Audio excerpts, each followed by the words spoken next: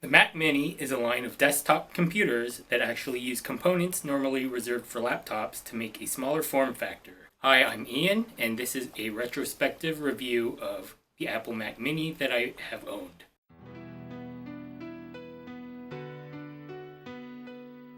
So, my real-life friend Matthew DeVore, aka C Plasma Guns, bought this late 2006 Mac Mini as an impulse purchase when he lived in Japan. He later handed it down to me back in 2012-ish.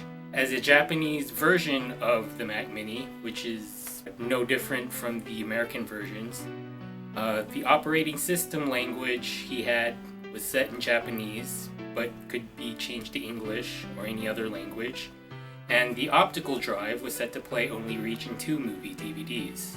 So on the front, there's a slot-loading optical drive.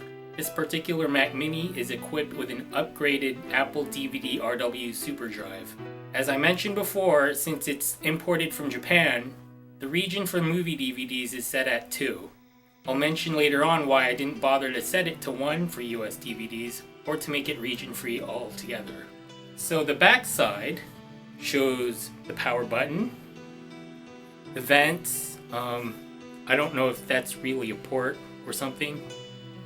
I never used it, and the audio jacks.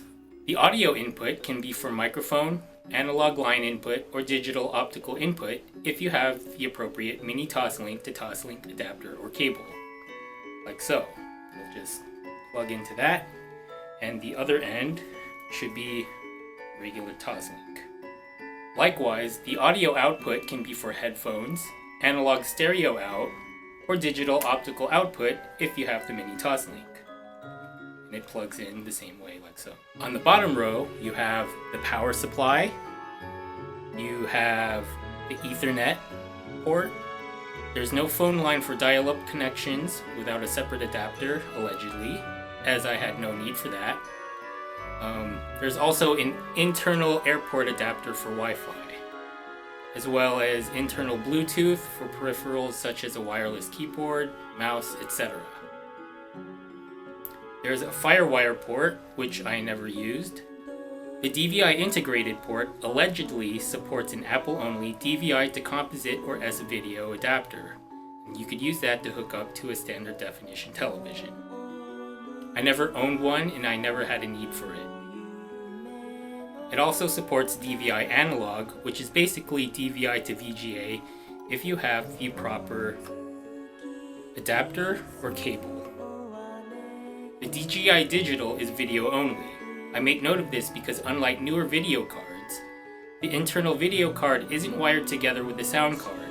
So even with a simple DVI to HDMI cable or adapter, such as this, you would still need to route the audio from the separate jack.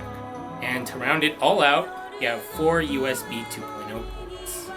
One thing I would like to point out is the size similarity with the Hauppauge HDPVR. They're near identical in width both ways. The Hauppauge is slightly taller, even without its legs. However, the Mac Mini is heavier. I'm not sure if it's because of all the internal parts or the thick casing protecting it. With proper software not included with the HDPVR, I could use it with this Mac for AV capturing, but I only used the HDPVR with Windows. This Mac Mini has an Intel Core Duo processor 1.66 GHz, but could have been upgraded to the 1.83 GHz version if I ever got around to that. Since the processor is Intel based, I could have installed Windows or even one partition for Windows and another for Mac OS X as a dual boot. Matt left me with an English DVD-ROM of OS X version 10.5 Leopard and a Japanese DVD-ROM of 10.6 Snow Leopard. And he also gave me a Windows XP Home Edition CD with a license key, should I have gone ahead and did the dual boot option. However, I just kept it at Snow Leopard, but changed most of the language settings to English. I have gotten used to the typical Mac OS X interface and could use it as well as a typical Windows OS. I would consider getting a new Mac computer should the need and opportunity arise, but last I checked, they were too expensive for me at this moment. Inside this Mac Mini, there's a 100GB hard drive with a SATA interface, so it could have been easily upgraded to solid state. I could have also replaced the DVD-RW SuperDrive with a secondary hard drive with the proper adapter. So speaking of the SuperDrive, it was set at Region 2. I didn't bother to set it to 1 or Region 3, and in fact, I hardly ever used the DVD-ROM drive at all. One of the conveniences I learned over time with OS X is that you could simply double-click and open a DVD ISO image, and it will mount and operate as a separate DVD drive. And Apple's DVD player software could even play it all the same. This made watching backups of DVDs I own easier than trying to accomplish the same task using a Windows computer. So this particular Mac Mini shipped with 1 GB of RAM.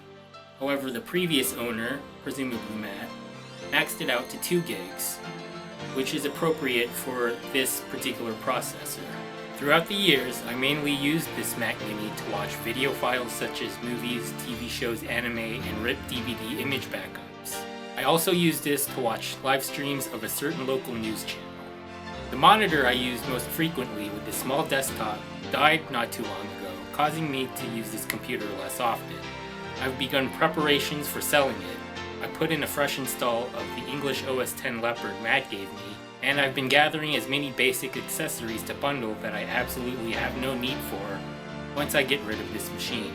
I'd like to thank my friend Matt, aka C Plasma Guns, for giving me this computer as well as the okay to sell it in the near future. Please follow me on various social network sites and subscribe to my YouTube channel for more videos. Thanks, peace out.